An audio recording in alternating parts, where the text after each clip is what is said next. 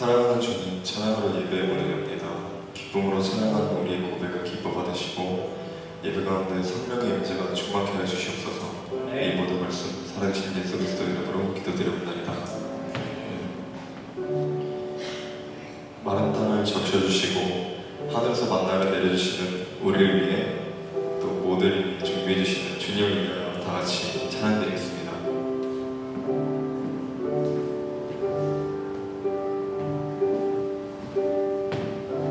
비 준비하시니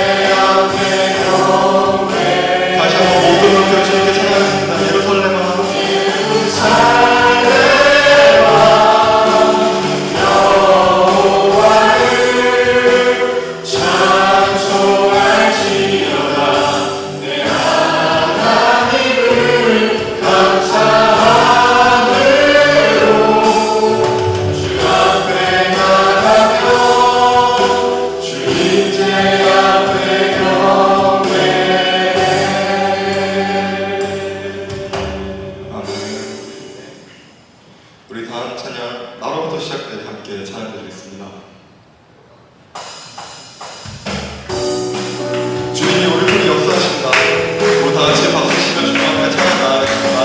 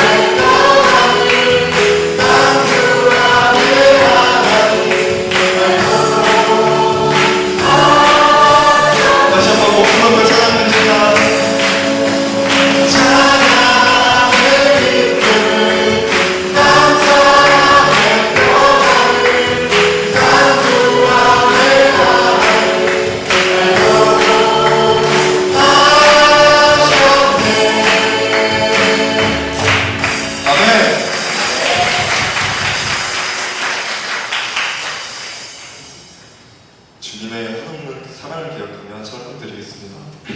주님께서 주신 그 사랑 찬송하며 나아갑시다.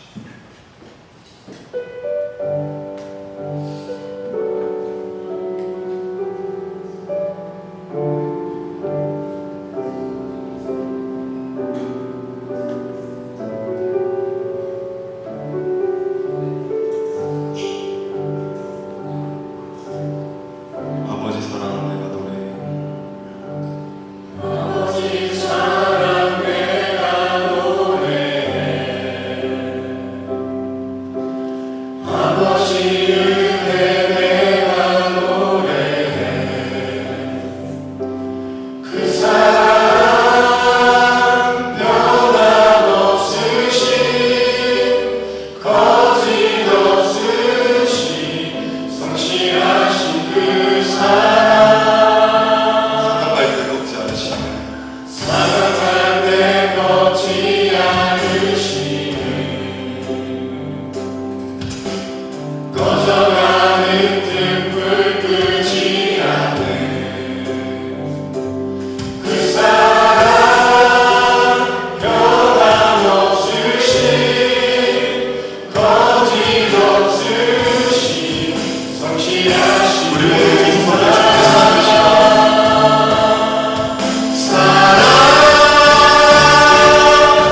그 사랑 날 위해 주신 날 위해 다시 사신 예수 그리스도 다시 오실 그 사랑 죽음도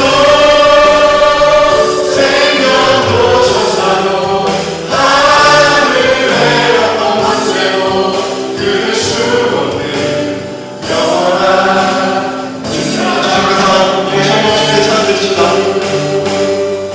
그 사랑 날 위해 주신 날 위해 다시 사신 예수 그리스도 다시 오실 그 사랑 죽음도 생명도 천사도 하늘의 어떤 권세도 끊을 수 없는 영원한 그 사랑 예수 그 사랑 날 위해 죽으신 날 위해 다시 사신 예수 그리스도 다시 오실 그 사랑 죽음도 생명도 천사도 하늘의 어떤 권세도 끊을 수 없는 영원한 그 사랑 예수 영원한 그 사랑 예수 아멘. 이 시간 예배를 위해 김소연 성도님들 기도하시겠습니다. 살아계신 하나님 아버지, 저희의 일상을 잠시 내려놓고 이 시간 주님께 예배할 수 있는 귀한 시간을 주셔서 감사드립니다. 주님의 인도하신 가운데 주님의 자녀로 하루하루를 살아가게 하시고 때론 저희의 믿음이 연약하여 흔들릴 때도 있지만 주님께서 변함없으신 사랑으로 저희를 붙잡아 주셔서 감사드립니다. 우리를 구원하시고 인도하시는 하나님을 향한 믿음이 흔들리지 않도록 말씀과 성령으로 더욱 굳건히 세워주시길 기도합니다. 이번 주는 특별히 추석 명절을 맞이하여 주님께 감사 예배를 드립니다. 저희의 삶 가운데 풍성한 은혜로 함께해 주시는 주님의 사랑에 감사드리며 더더욱 영적인 삶을 위해 마음을 다하는 저희가 되기를 원합니다. 오늘 말씀을 전하신 이성원 목사님께 주님의 사랑과 은혜를 더하셔서 하나님이 주신 사명을 넉넉히 감당할 수 있도록 영육 간의 강건함을 더하여 주시길 기도합니다. 오늘 이 예배 가운데 저희를 생명으로 인도하시는 하나님의 은혜가 넘치기를 기도하며 예수 그리스도의 이름으로 기도드립니다. 우리 시간 함께 묵상하시겠습니다. 여호와는 나의 목자시니 내가 부족함이 없으리로다. 그 나를 푸른 초장에서 누이시며 쉴 만한 물가로 인도하신도다. 내 영혼을 소생시키시고 자기 이름 위하여 의의 길로 인도하신도다. 내가 사망의 음침한 골짜기로 다닐지라도 해를 두려워하지 않을 것은 주께서 나와 함께 하시니라. 주의 지팡이와 막대기가 나를 안위하시나이다. 주께서 내 원수의 목전에서 내게 상을 베푸시고 기름으로 내 머리에 바르셨으니 내 잔이 넘치나이다. 나의 평생의 선하심과 인자하심이 정녕 나를 따르니 내가 여호와의 집에 영원히 거리로다. 아멘. 우리 시간 다 같이 일어나셔서 사도신경으로 신앙 고백하며 나가시겠습니다. 앞에 나와 있는 PPT 참조하셔서 사도신경 함께 고백하시겠습니다. 전능하사 천지를 만드신 하나님 아버지를 내가 믿사오며 그 외아들 우리 주 예수 그리스도를 믿사오니 이는 성령으로 잉태하사 동정녀 마리아에게 나시고 본디오 빌라도에게 고난을 받으사 십자가에 못 박혀 죽으시고 장사한 지 사흘 만에 죽은 자 가운데서 다시 살아나시며 하늘에 오르사 전능하신 하나님 우편에 앉아 계시다가 저리로서 산 자와 죽은 자를 심판하러 오시리라. 성령을 믿사오며 거룩한 공예와 성도가 서로 교통하는 것과 죄를 사하여 주시는 것과 몸이 다시 사는 것과 영원히 사는 것을 믿사옵나이다. 아멘. 모두 참석해 주시길 바랍니다. 네, 오늘 교회 소식 함께 나누도록 하겠습니다. 오늘도 교회에 모이신 우리 성도님들을 주님의 이름으로 환영하고 축복합니다. 스틱맨교회 주 예배 시간은 오전 11시 한 차례 있고요. 목요 예배는 목요일 오후 7시 30분에 드려집니다. 근데 이번 주랑 다음 주까지는 오늘 돌아오는 목요 예배에 기도회로 대체드렸습니다. 조금 미리 오셔서 오늘의 말씀을 묵상하시고 기도로 예배를 준비해 주시기 바랍니다. 목요 예배 안 하는 게 아니라 기도회로 대체드렸습니다. 또 예배 이외에 신방이나 성경 공부가 필요하신 성도님들은 교회로 연락 주시길 바랍니다. 교회 번호는 주보 뒤편에 기재되어 있습니다. 주일 예배 특별기도 순서가 매달 교회 주보에 업데이트되고 있습니다. 순서를 미리 확인하시고 기도로 순서를 준비해 주시길 바랍니다. 생명교회 주보가 QR코드로 사용 가능합니다. 나와 있는 모세의 10계명 돌판에 카메라를 갖다 대면 주보가 뜰 거예요. 모바일 주보 많이 이용 부탁드립니다. 오늘 또 프린터기에 문제가 있어서 종이 주보를 프린트하지 못했는데 오늘은 이렇게 모바일로 함께 참여해 주시기 바랍니다. 또 생명교회 유튜브 채널이 있습니다. 이민 교회다 보니까 꾸준한 참석이 힘든 경우가 많더라고요. 그래서 유튜브 채널을 개설했습니다. 우리 성도님들 한국에 출타하시거나 다른 곳에 출장하실 때 그곳에서 예배를 드리시고 또 생명교회 설교신들을 따라오시기 위해서는 이 온라인 예배에도 함께 참여해 주시면 참 좋을 것 같습니다. 헌금 시간은 따로 순서에 없습니다. 봉헌에 감동이 있으신 분들은 본당 문 앞에 놓으신 헌금함에 봉헌해 주시길 바랍니다.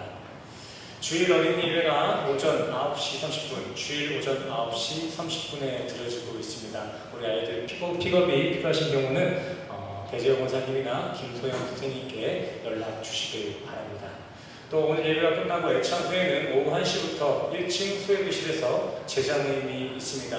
예배 외에도 더 많은 교제가 필요하신 분들은 1층에 남으셔서 함께 교제로 함께 해주시길 바랍니다. 네, 우리 제자들 지난주에 놀러장 잘 갔다 왔습니다. 성도님들이 기도만 해주는 게 아니라 물품으로도 후원해 주시고 또 간식 사 먹을 돈도 주셔가지고 맛있게 잘 먹고 잘 놀다 왔습니다. 잘 놀다 와서 감사하다고 오늘 또 찬양을 섰잖아요. 그죠? 잘 먹이면 잘 할 거예요. 잘 먹여주세요.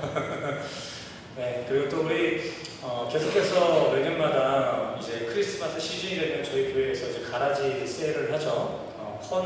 헌옷보다는 본인이 가지고 있는 옷 중에 멀쩡한데 입지 않은 것, 조금 유행에 뒤처진 것, 헌옷이 아니에요. 못 입는 옷 가져오지 마시고 본인이 입지 않은 옷, 멀쩡한 입지 않은 옷 있으시면은 잘 모아두셨다가 11월 달부터 그 물건들을 받도록 하겠습니다. 또 오늘 제가 광고했다고 다음 주에 바로 가져오시면 안 됩니다. 교회에 공간이 없어가지고 11월 첫 주부터 물건들을 받도록 하겠습니다.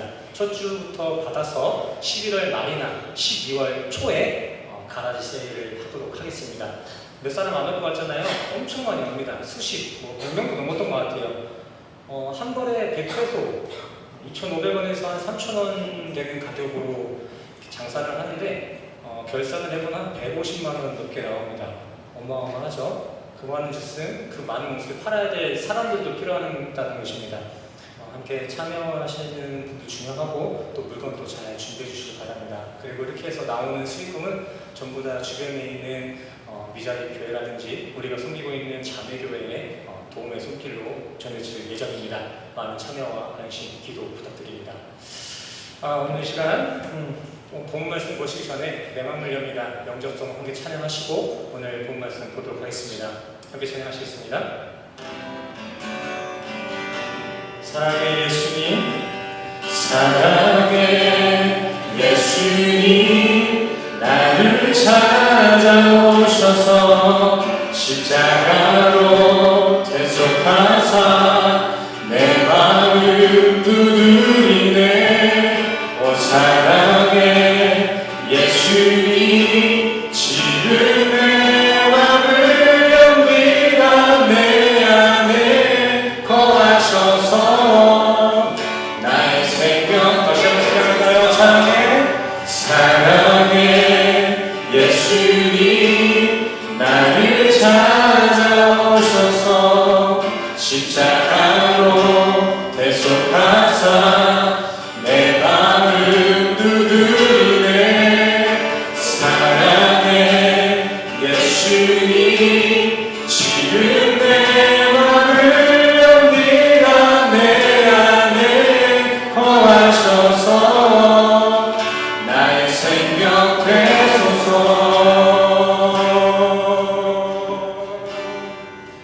아멘. 오늘 본 말씀 보도록 하겠습니다. 함께 보실 오늘의 말씀은 마태복음 13장 1절에서 19절까지만 보겠습니다. 1절부터 9절까지입니다. 첫 구절 1절 제가 읽고 2절부터 성도님들 따라 교독해 주시길 바랍니다. 1절 읽겠습니다. 그날에 예수께서 집에서 나가사 바닷가에 앉으시매. 2절 시작.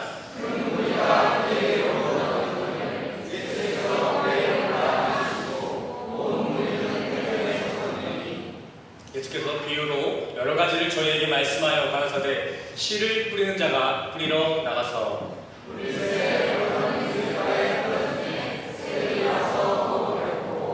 더러는 흙이 얇은 돌밭에 떨어지매 흙이 깊지 아니하므로 곧 싹이 나오나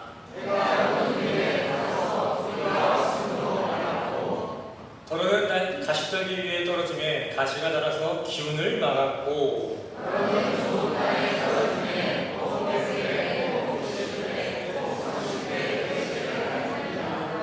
구절은 다시 읽을까요? 9절 시작. 귀 있는 자는 들으라 하시리라. 아멘. 할렐루야. 오늘도 말씀을 찾아 예배의 땅에 모이신 우리 성도님들을 주님의 이름으로 환영하고 축복합니다. 우리 옆 사람과 인사했으면 좋겠습니다. 주님의 이름으로 환영하고 축복합니다. 한 번 더 인사합시다. 풍성한 한가위 되십시오. 풍성한 한가위 되십시오. 추석이네요. 추석. 필리핀에서 추석. 그죠? 우리 한국교회 성도님들도 반갑습니다. 추석에 선물처럼 이렇게 와주셨네요. 파란색 보기 좋습니다. 자, 오늘 본 말씀 보시겠습니다. 오늘 본 말씀은 너무나도 유명한 구절이죠. 오늘 말씀은 무슨 비유죠? 씨 뿌리는 자의 비유입니다. 이 씨 뿌리는 자의 비유는 다른 내용에 비해서 상대적으로 짧고 간단합니다. 이 비유의 문자적 내용은 이렇게 되겠습니다. 한 농부가 씨를 뿌리는데 그 씨가 길가에 뿌려지거나 돌밭에 뿌려지거나 가시밭에 뿌려지면 그 씨는 열매를 맺지 못하지만 농부의 씨가 좋은 땅에 떨어지면 그 농부의 씨는 100배의 결실을 맺는다라는 아주 간단한 스토리를 담고 있습니다. 이 정도는 성도님들도 이해하시는데 크게 어려움이 없을 거라 생각이 듭니다. 하지만 9절 말씀을 보시면 예수님께서는 아주 심오한 말씀을 하시죠. 의미심장한 말씀을 하셔요. 9절 같이 읽겠습니다. 시작. 아멘. 이 친구 왜 자꾸 그래? 아, 실이에요? 네. 성경님 실이 아시죠? 실이? 자, 이 비유는 단순히 당시 농경사회의 시대상만을 보여주는 글이 아니라 성령이 지금 교회에 하고자 하시는 긴밀한 메시지가 있다는 것입니다. 9절 말씀을 보아하니요. 오늘 본 말씀 10절과 11절 말씀도 보시면요. 어디가 여기 넘겨줘요. 네, 안 돼요.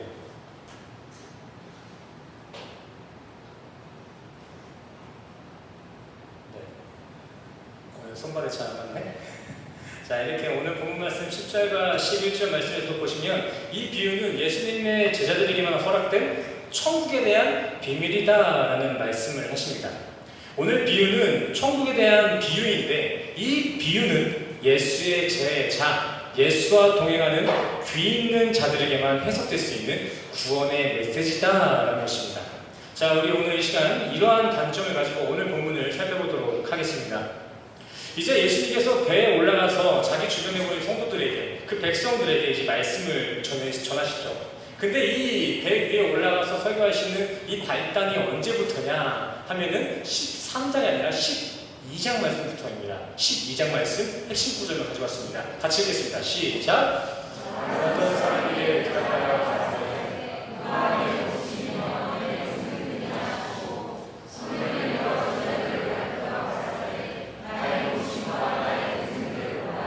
누구든지 하늘에 계신 내 아버지의 뜻대로 아멘. 자, 예수님이 백성들을 데리고 설교를 하고 있는데 그 백성들의 무리 가운데 자신의 혈육인 마리아와 자신의 동생들이 찾아온 겁니다. 그래서 이제 제자들이 이제 예수님한테 쫓아와서 물어봤겠죠. 예수님, 지금 당신의 어머니가 왔습니다. 당신의 동생들이 왔습니다. 어떻게 좀 이렇게 대접을 해줘야 되지 않겠습니까? 라는 뉘앙스였겠죠. 근데 여기에 있어서 예수님은 되려 묻습니다. 누가 내 어머니고 누가 내 동생이냐? 그리고 바로 이어서 예수님은 육신의 어머니인 마리아가 아닌 자기 제자들을 가르치시면서 누구든지 하늘에 계신 내 아버지의 뜻대로 행하는 자가 진짜 내 혈육이다 라는 말씀을 하십니다. 자, 육체의 어머니만이 어머니가 아니라 이렇게 하나님의 뜻 안에 거한 모든 성도들이 우리의 형제고 자매요 혈육이 된다는 것입니다. 그렇다면 아버지의 뜻대로 하는 예수의 혈육은 누구일까요? 다시 한번 정리해보는 거예요. 아버지의 뜻대로 하는 예수님의 혈육은 누구입니까? 하나님의 뜻대로 육체의 정욕을 쫓지 않고 거룩하신 예수 그리스도 안에서 감사와 기쁨과 기도를 누리는 우리 성도들이 바로 예수의 혈육, 예수의 형제라는 것입니다. 네. 이렇게 예수님은 거룩 안에 있는 자들이 자신의 혈육임을 말씀하시고 그 혈육으로 인정받은 자신의 제자들만 이해할 수 있는 설교를 하신 내용이 오늘 씨 뿌리는 자의 내용입니다. 조금 더 면밀하게 말씀드리자면 천국을 비유하는 씨 뿌리는 자의 비유라고 할 수 있겠죠. 예수님의 제자, 예수와 동행하는 이들에게만 주어진 천국의 비밀. 그 천국의 비밀은 이렇게 시작이 됩니다. 3절과 4절이죠. 같이 읽겠습니다. 시작. 예수께서 비유로 여러 가지를 저희에게 말씀하여 가라사대 씨를 뿌리는 자가 뿌리러 나가서 물깃에 더는 길가에 떨어지매 새들이 와서 먹으려고. 아멘. 자, 이제 씨를 뿌리는 자가 씨를 뿌리기 시작합니다. 근데 그 씨가 어디에 뿌려졌습니까? 다시 한번 읽을까요? 네. 어디에 뿌려졌죠? 길가. 네, 길가에 떨어졌습니다. 자, 근데 본래 이 씨라는 것은 어디에 뿌려져야 되는 것이죠? 밭입니다. 밭에 뿌려져서 그 밭에 그 영양분을 입고 또 흙의 보호를 받아야 그 씨는 열매를 맺을 수 있는 것이죠. 근데 첫 번째 씨앗은 길가에 뿌려져서 그 씨가 어떻게 됐습니까? 새에게 먹혀버렸습니다. 이것이 무엇을 의미하는 것일까요? 비유라고 그랬잖아요. 그냥 유대사회 당시에 농경사회를 보여주는 게 아니라 농경사회를 통해서 천국을 비유한다고 했잖아요. 지금 3절과 4절 말씀은 지금 무엇을 비유하고 무엇을 의미하고 있는 것일까요? 자, 가장 먼저 이 시에 대한 대상을 알고 있어야겠죠. 자, 시한 19절에서는 이 시를 천국 말씀이라고 기록하고 있고요. 또 표현 구절인 누가복음과 마가복음에서는 이 비유의 시는 하나님의 말씀이다 라고 기록하고 있습니다. 그리고 지금 그 시, 그 말씀이 어디에 뿌려졌다고 나와 있나요? 4절 길가에 뿌려졌습니다. 자, 그렇다면 길가는 무엇을 의미합니까? 하나님의 말씀이 길가에 떨어졌다고 합니다. 그 길가는 무엇입니까?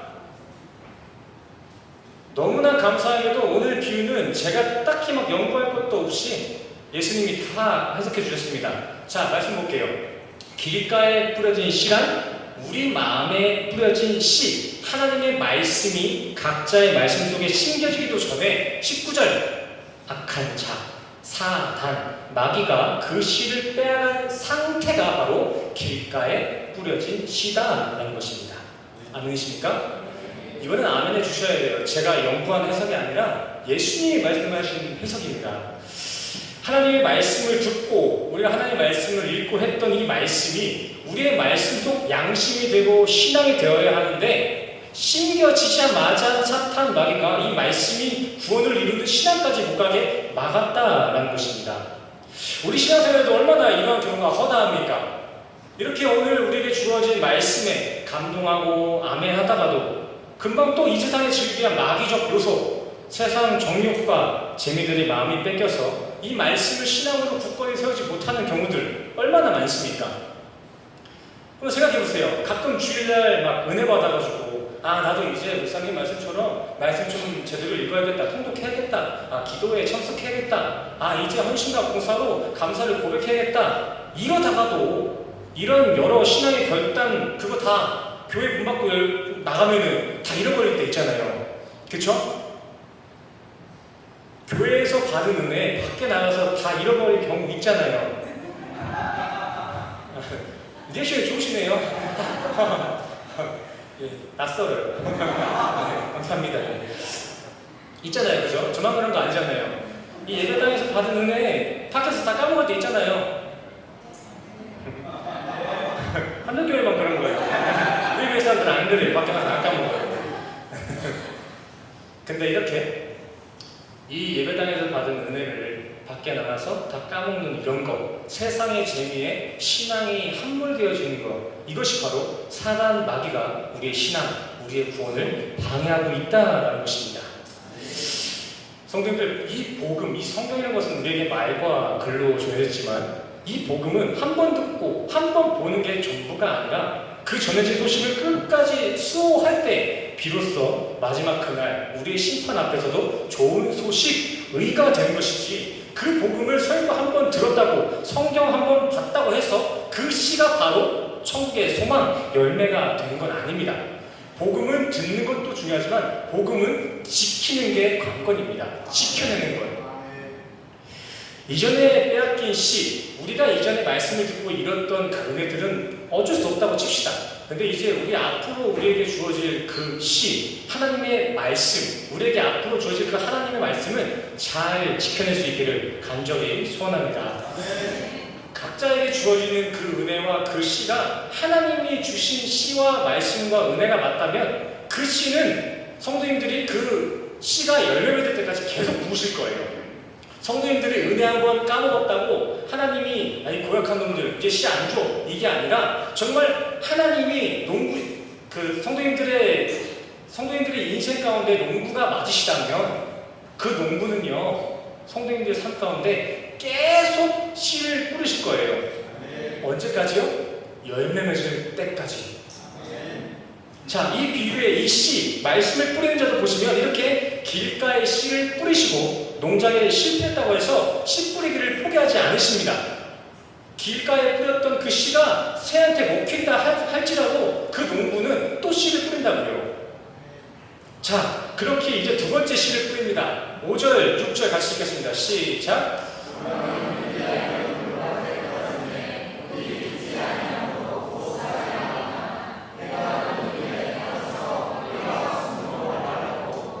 아멘. 자, 농부가 이 두 번째 씨를 어디다 뿌렸다고 합니까?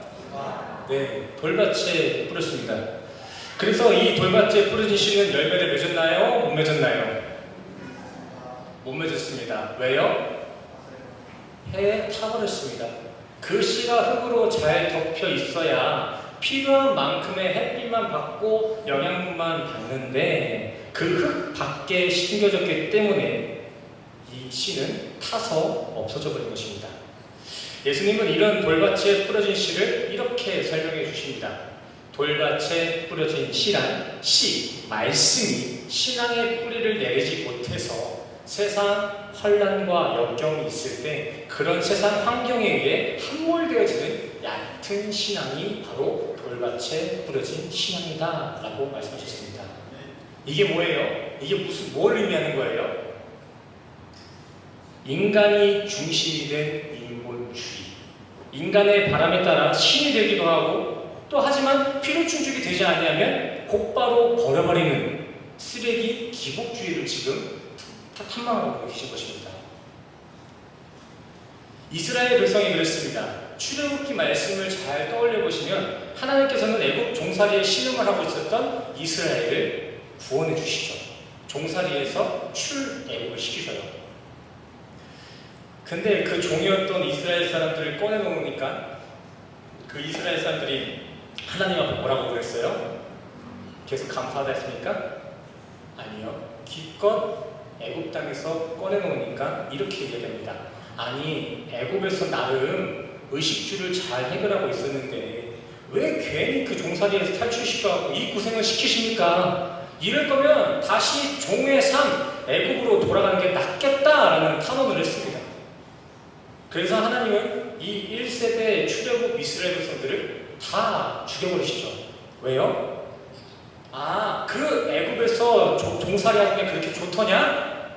그래, 그 애굽으로 돌아가라. 다시 그 사망의 도살이는 종살이로 돌려주마 라는 의미에 있어서 그 1세대 이스라엘 사람들을 다 죽음으로 끌고 가신 것입니다.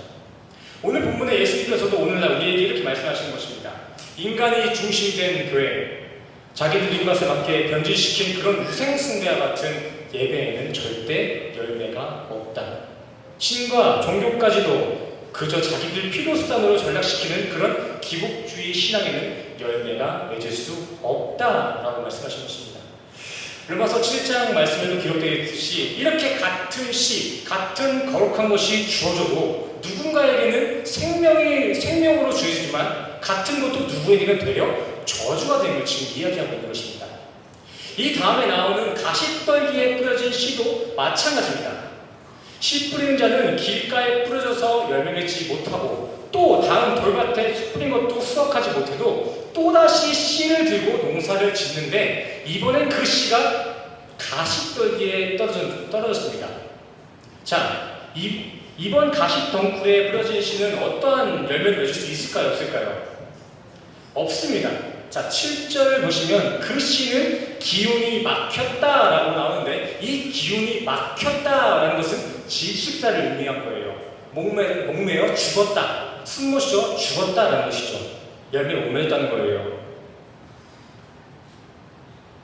그리고 예수님은 이 가시덩굴에 질식해 죽은 이 상태, 이 씨에 대해서 이렇게 말씀하십니다. 마가복음 4장 19절 있나요?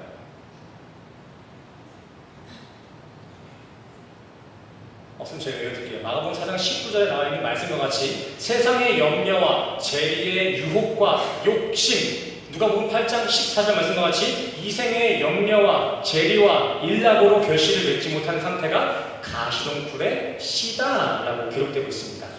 생명의 말씀, 천국의 씨가 떨어졌음에도 분명하고 하지만 여전히 세상의 염려, 재리, 재물, 정욕, 쾌락에 빠져있는 이들의 삶에는 그 씨가 생명을 맺힐 수 없다라는 것입니다. 예레미야서 4장 3절 말씀해 보시면 아예 그러한 가시덩굴 속에는 파종도 하지 말라고 합니다. 씨를 심지도 말라고 그래요. 어차피 안 하니까요. 자, 염려란 무엇입니까? 염려, 두려움과 염려란 무엇입니까?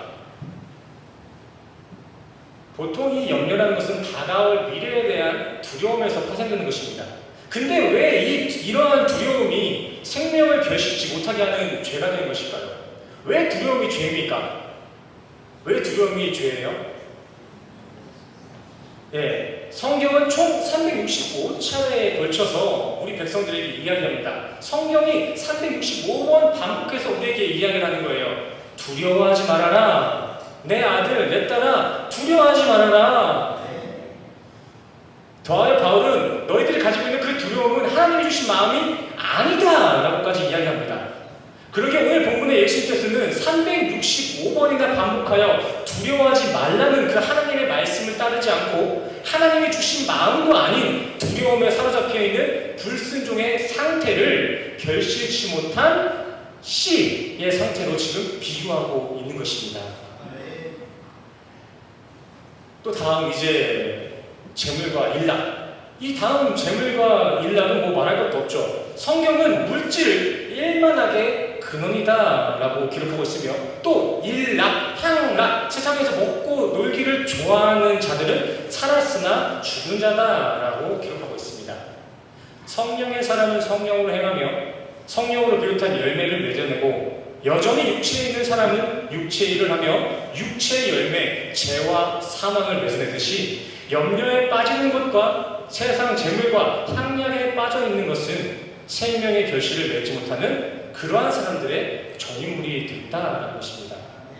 이렇게 예수님께서는 이 비유들을 통해 제자들에게 복음을 수호하지 못하는 이들, 인본주의, 기복주의에 빠진 이들, 세상의 쾌락과 재물, 세상 염려에 놓인 이들은 결코 구원에 이르지 못한다는 것을 비유를 통해서 지금 말씀하고 계신 것입니다.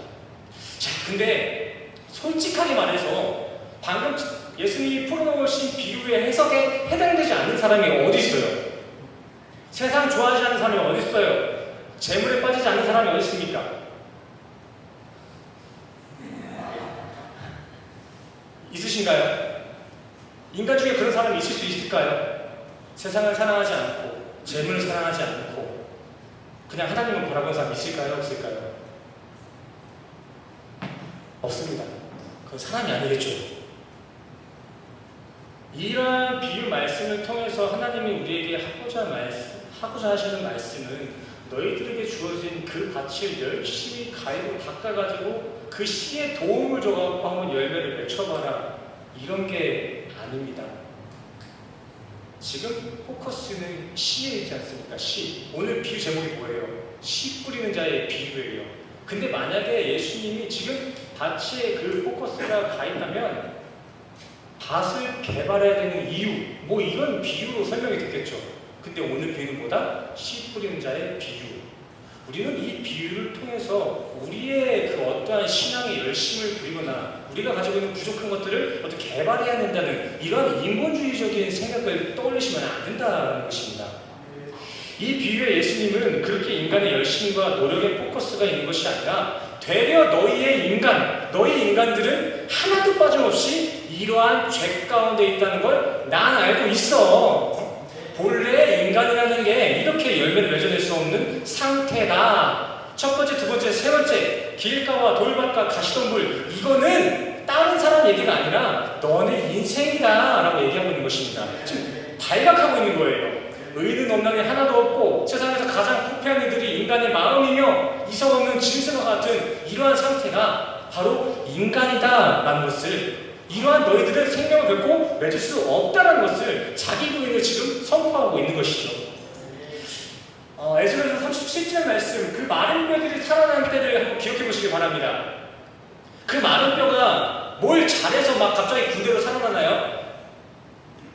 마른 뼈, 시체가 갑자기 시체 신분에 있어서 열심히 살아가지고 갑자기 군대로 일어서나요?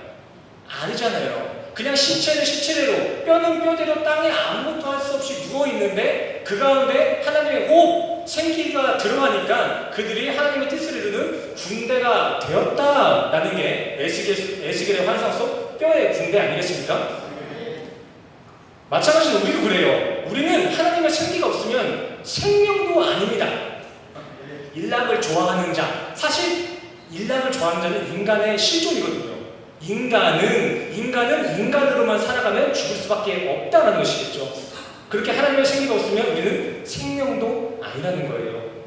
우리가 어떤 나쁜 짓을 했고 못된 잘못을 저질러서 죄인이고 죽어야 될 게 아니라 아담의 DNA를 수여받은 우리 인간의 팔자 자체가 죄, 인간의 인생 시작 디폴트 값이 죄, 죽음이다라는 것입니다.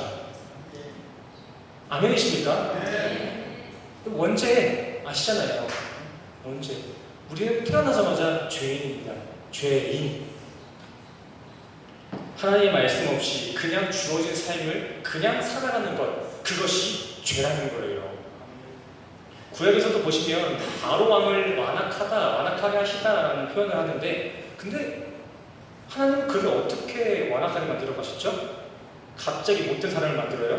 아니요. 그를 가만히 냅두니까, 인간을 그대로 내버려 두니까, 인간을 인간 본성대로 살게 내버려 두니까 그게 완악하다라고 정의를 된 것입니다.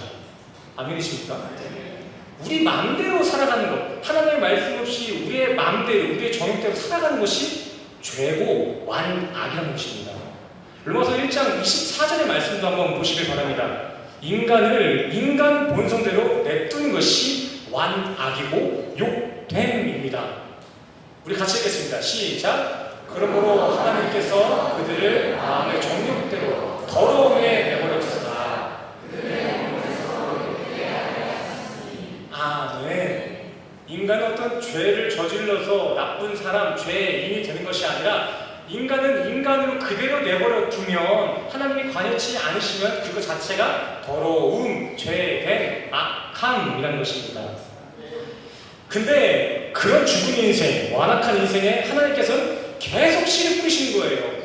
다 알면서도. 어차피 저 땅에 뿌려봤자 이 씨가 열매를 못 맺을 걸 알면서도 씨를 계속 뿌리시는 거예요. 왜요? 왜 어차피 씨도 못 맺을 그 땅에 씨를 왜 계속 뿌리셔요? 이렇게 생명을 줘도 못 받는 게 너희들의 실존이다. 그렇게 내가 주고 또 줘도 한 번을 못 받아먹는 게 인간의 영적 실상을 깨닫게 하시려고, 인간의 일상 가운데, 우리의 인간들의 실수 가운데 그거 씨를 계속 뿌려주시는 것입니다. 알라고. 내가 줘도 못 먹는 게 니들의 한계다라는 것을 알게 하시려고 계속 뿌렸다는 것입니다. 우리 몇 주 전에 함께 배웠던 그 호세아의 말씀처럼 로암미, 너희들의 실상은 내 백성이 아니다. 너희들은 본래 버려진 이들이다. 이거를 말씀하시려고 우리의 실수 가운데, 열매 맺지 못하는 우리의 인생 가운데에도 계속 씨를 뿌리신다는 것입니다. 그래서 이 비유에 이어서 이제 가라지 비유가 나오는데, 거기서 하나님은 그 씨가 자라는데 방해하는 가라지를 자르지 못하게 합니다. 왜 자르지 못하게 할까요? 가라지가 있으면은 농부가 뿌린 그 씨가 제대로 열매를 맺기 힘든데 그 가라지를 자르지 말라고 이야기합니다. 왜 이러한 명령을 하셨었죠? 그 가라지들을 통해서 인간의 실존, 본래 너희도 마찬가지로 가라지였다, 로암미였음을 깨닫게 하시려고 가라지를 심판날까지 같이 두었다라고 한 것입니다. 니들도 나 없으면 저렇게 불태워질 가라지 인생이었어. 이걸 알려주시는 것이죠. 그리고 그걸 다 깨달은 이들에게 예수님께서 마지막 이 말씀을 주시는 것입니다. 누가복음 8장 8절 말씀. 섞였네요. 읽겠습니다. 시작. 그러면 좋은 땅에 떨어지는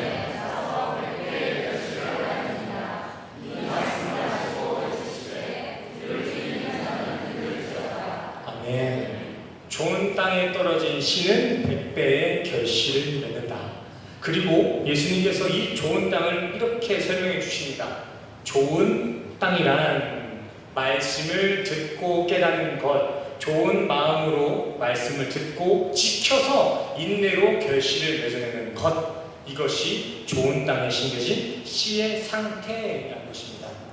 자, 여기서 착하고 좋은 마음이라고 해서 이걸 또 우리 인간 정도의 수준으로 봉사정신 아니면 구호정신 정도로만 생각하시면 안 됩니다. 여기 나와 있는 착함과 좋음에 사용된 원어는 칼루스와 아가도스입니다. 우리 매주 그냥 반복하고 있잖아요. 이 칼루스와 아가도스라는 이 선의 의미, 은혜의 의미는 누구의 단어입니까? 그래서 제가 매주 반복하는 거예요. 계속 까먹으시니까 제가 반복 계속하는 거예요. 이 아가도스와 칼로스와 같은 은혜나 선을 뜻하는 단어는 우리 인간에게 주체가 될 수가 없습니다.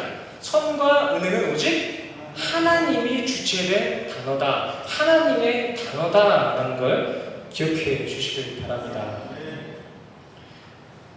또 여기서 착함과 좋음은 인간의 주체적 행위로 만들어낸 선행을 의미하는 것이 아니라 하나님의 선 혹은 그런 선하신 하나님과 연합됨으로 만들어내시는 그 자녀된 삶, 성도의 삶의 의미가 바로 좋은 삶, 좋은 땅, 착한 마음인 것입니다.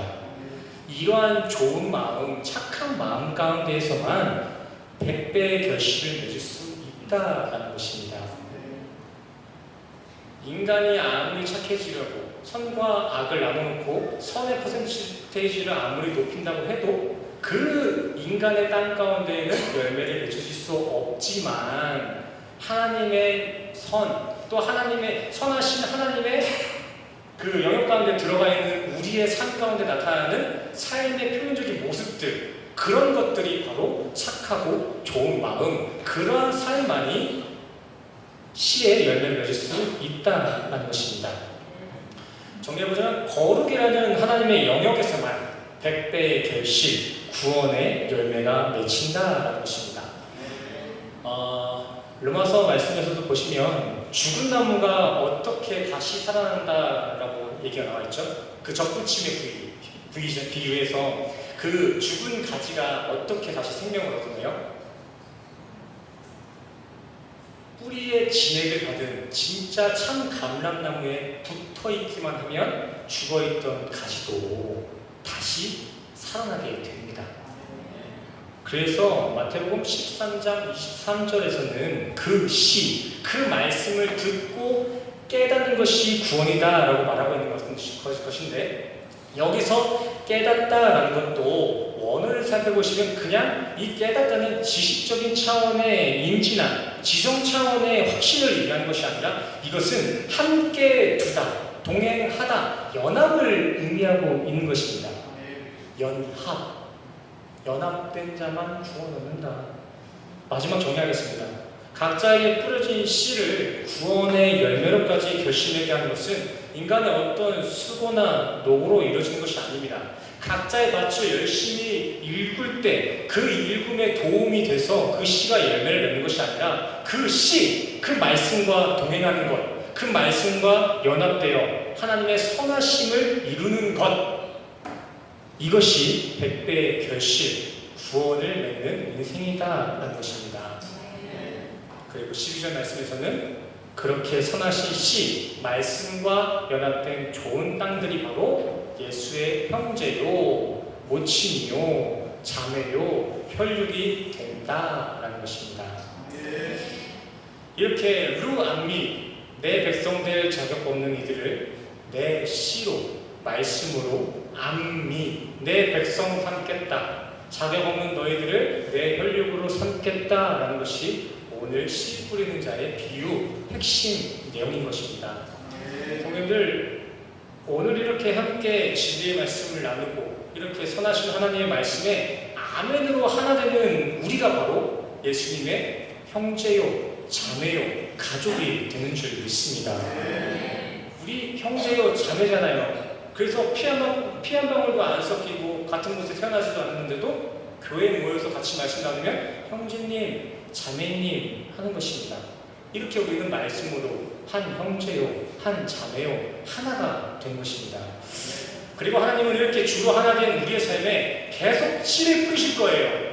말씀으로 모인 우리 생명 공동체 가운데 하나님은 계속 씨를 뿌리신다고요.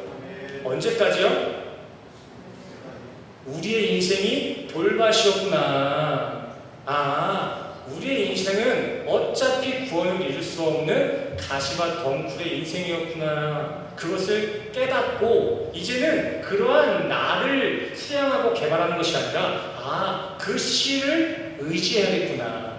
그 씨의 공로만을 기생해야겠구나 할 때까지 우리의 인생 가운데 하나님은 씨를, 말씀을 계속 뿌리실 것입니다. 결국은 그거예요. 하나님이 택하셨으면 택하신 그 하나님은 택하신 그 백성이 돌아올 때까지 계속 외치신다라는 거예요. 그렇게 하나님은 창세 전부터 준비해 놓으신 당신의 언약, 그 씨앗을 반드시 열매로 맺어낼 줄 믿습니다. 그러니까 우리 지금 현재 살아가는 우리의 삶의 모습이 너무 길가밭 같고 돌밭 같고 매번 실패하는 신앙의 모습 같다고 해서 너무 그런 상황 속에서 휩쓸리거나 낭망하지 않았으면 좋겠습니다. 또 뭐 힘든 상황을 떠나서 세상이 너무 재밌다고 신앙을 뒤로하지 않으셨으면 좋겠습니다. 세상의 재미도 아니요, 세상의 환경도 아니요, 하나님의 시, 그 말씀만 의지하며 살아가는 우리 성도님 되기를 간절히 소원합니다. 그리고 한번 지켜보시라. 하나님께서 어떻게 그 시만을 의지한 우리 성도들의 삶을 열매 맺는 삶으로 이어가실지 한번 지켜보자고요. 어떠한 마음으로? 인내하는 마음으로. 때로는 당장 현재 내게 놓여진 상황과 상태가 돌밭 같고 가시덤불과 같을지라도 그럼에도 불구하고 말씀만 의지하고 인내하며 지키는 이들의 삶에는 장단컨대 하나님께서 반드시 그 돌밭과 같은 우리 안미, 우리의 인생도 반드시 합력되어 선을 이루실 줄 믿습니다. 포기하지 마십시오. 그리고 한눈 팔지도 마십시오. 복음은 듣는 것 다음 수호하는 것입니다. 우리 끝까지 잘 지켜서 주님 앞에 주님 백성으로 열매 맺는 인생 되기를 간절히 소원합니다. 우리 옆 사람과 인사하고 마치겠습니다. 구원의 열매가 풍성한 한가위 되시길 바랍니다.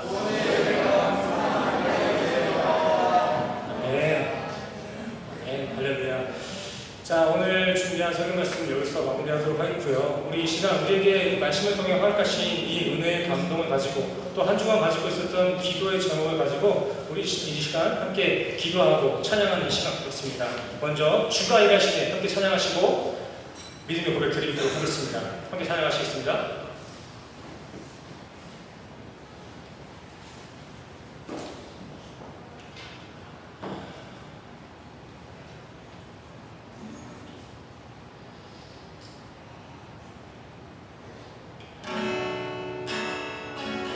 가사를 묵상하시면서 기도하는 마음으로 찬양하겠습니다. 주가 일하시네. 나를 처음으로 갈 때 빈들에서 걸을 때 그때가 하나님 내 힘으로 안 될 때 내 힘으로 안 될 때 빈손으로 걸을 때 내가 고백해 여호와. 우리 2절로 찬양할까요? 우리 모인 이곳 가운데 우리 모인 이곳에 주님 함께 계시네. 주님 함께 계시네. 아멘. 누리네 아버지 작은 것과 물고기 내 모든 걸 드릴 때 모든 고백해 여호와. 믿음으로 고백합시다. 주가 일하시네. 주가 일하시네. 주가 일하시네. 주께 아끼지 않는 자에게. 아멘. 주가 일하시네. 주가 일하시네. 주가 일하시네. 신뢰하며 없는 자. 다시 한번 믿음으로 고백하며 나갑시다. 주가 일하시네. 주가 일하시네. 주가 일하시네. 주께 아끼지 않는 자에게. 주가 일하시네. 주가 일하시네. 신뢰하며 없는 자. 기도하시겠습니다. 사랑하며 충만하신 하나님 아버지, 이럴 수 없는 이 바깥과 같은 인생 가운데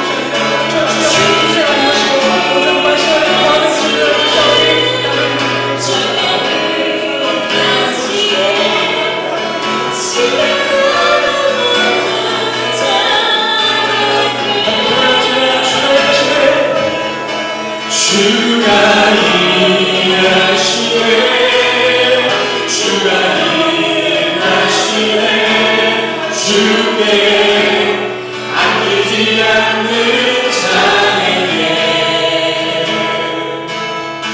주가 일하시네 주가 일하시네 신뢰하며 얻는 자 이 기도하는 마음으로 목소리로 찬양합시다. 주가 일하시네 주가 일하시네 주가 일하시네 주께 아끼지 않는 자에게 주가 일하시네 주가 일하시네 주가 일하시네 신뢰하며 걷는 자에게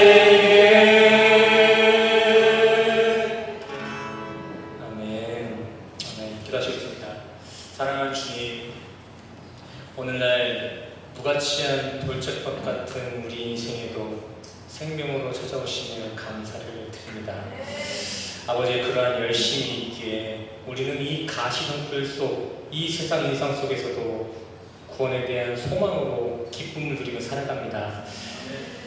행여 지금뿐만이 아니라 남겨진 우리 인생의 예정까지도 돌밭 같은 험한 인생이 기다린다 할지라도 끝까지 하나님의 시간을 의지하게 하시고 끝까지 하나님의 말씀에만 기생하여 마지막 그날 주님 앞에 칭찬받고 구원의 결실을 맺을 수 있도록 성령으로 항상 동행하여 주시옵소서. 더하여 주님, 이 소망 없는 우리의 삶에 끝까지 붙들어 구원의 열매를 맺게 하신 주님의 은혜에 감사하여 우리가 가지고 있는 세상의 결실도록 주님 앞에 감사임을 드립니다. 한없이 부족한 예물이겠지만 이를 드리는 이들의 감사 충만한 그 중심을 관찰하시고 주님의 뜻대로 그들의 삶에 30배, 60배, 100배의 결실을 맺게 하여 주시옵소서. 이제 다시 한 주간을 살아갑니다.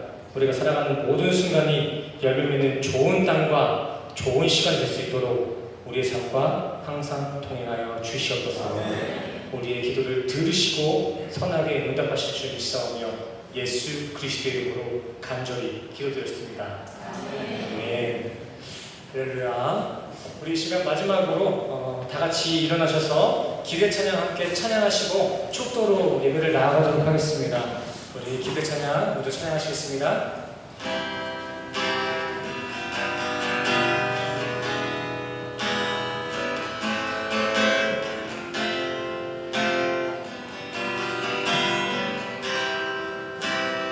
주 안에 우리 하나 주 안에 우리 하나 모습은 달라도 예수님 한 분만 바라네.